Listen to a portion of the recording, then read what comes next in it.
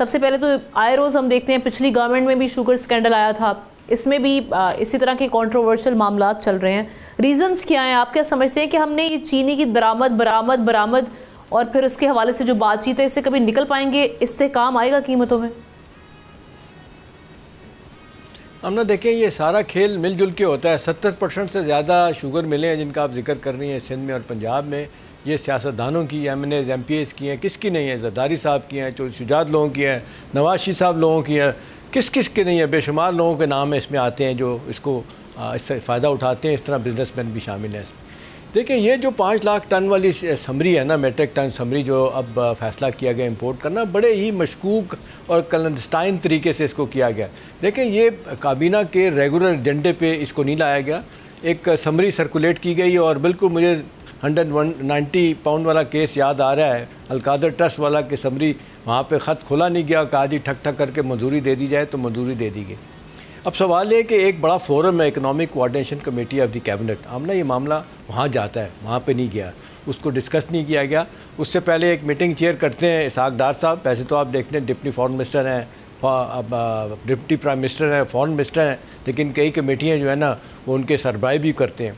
पिछली दफ़ा भी आप देख लें, चीनी बढ़ाने की बात हुई थी, वो सामने आए थे, इस दफ़ा भी सामने आए।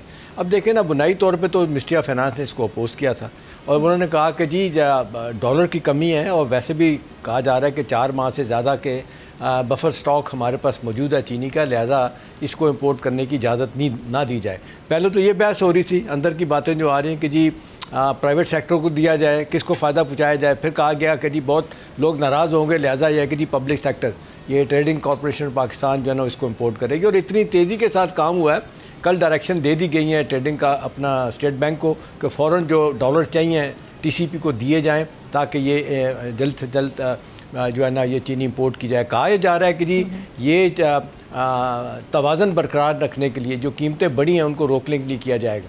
फिर देखें हमने इसके बाद ये हुआ कि मिनिस्ट्री ऑफ फाइनेंस ने कहा कि जी 53% जो ड्यूटीज़ हैं ये वेव ना करें, वो भी वेव कर दी। उन्होंने कहा जी अगर वेव नहीं करेंगे तो ये लैंडेड प्राइस जो है ना, ये फूड मिनिस्ट्री कह रही है 245 रुपये की चीनी की होगी, जबकि हम चाह रहे हैं कि ये 157 रुपये से ज़्यादा ना जाए। जैसा कि आपने बताया, वो तो बात किसी ने नहीं सुननी, 190-200 रुपये की जो है ना अपना चीनी बिक रही है। अब सवाल ये कि कंपटीशन कमीशन ऑफ पाकिस्तान तो बड़ा रेगुलर ये बात कहता है कि शुगर माफिया, ये शुगर इंडस्ट्री माफिया काटर के तौर पे ऑपरेट करती है। बाय द वे हम ना जो पिछली दफ़ा जो एक्सपोर्ट की गई थी उसमें आप देखने एक्सपोर्ट इंपोर्ट की गई थी, उसका फिगर भी सामने है। 40,000 करोड़ का टीका पहले लगाया गया था जब 7,65,000 टन एक्सपोर्ट की गई थी। ये बनता है 1.44 तकरीबन $1.5 बिलियन के करीब बनता है। फिर इस दफ़ा जब किया गया, ये जब एक्सपोर्ट की गई 1530 करोड़ रुपये का मुल्क को टीका लगा, $55 मिलियन बनता है। कहा जा रहा है शुगर माफिया, सट्टा माफिया और शुगर डीलर ने टका के इसमें पैसा बनाया। और प्रोसेस में जो ब्यूरोक्रेसी है वो तो अपना हिसाब को पता है, वो किसी सूरत पे नहीं छोड़ती।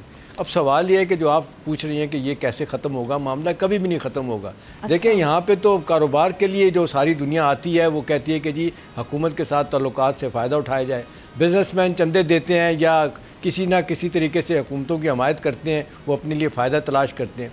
पिछली हुकूमत में भी ये हुआ, जिसकी वजह से वानी PTI की लड़ाई हुई थी जहांगीर तरीन के साथ और आज तक नाराज़गी है।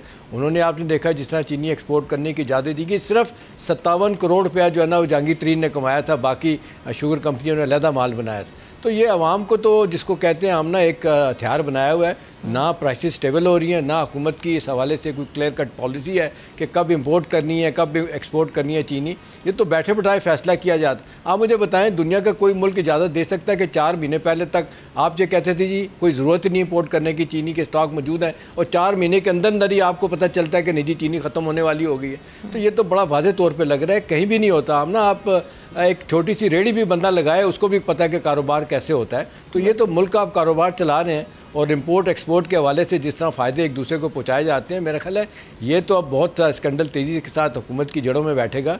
इनको वाज़े तौर पे बताना पड़ेगा कि क्यों फॉर्म ऑफ प्रोसीजर को फॉलो नहीं किया जाता, क्यों बैठे बैठाए कभी इंपोर्ट और कभी एक्सपोर्ट की जाती है चीनी, और आम प्रोसेस में आम आदमी मर रहा है। और स्टेबल जो हम चाहते हैं प्राइसेस चीनी की हो वो हमें नहीं मिल रही, मार्केट मैकेनिज़्म बन ही नहीं रहा। भाई ये सप्लाई चेन क्यों ख़राब होता है चीनी का? उसकी बुनियादी वजह ये है कि इसको चलने नहीं दिया जाता।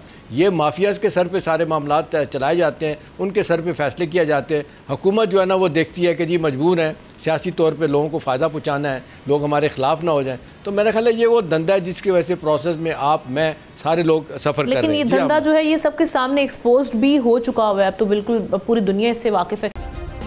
सब्सक्राइब करें और बेल दबाएं ताकि कोई खबर रह न जाए।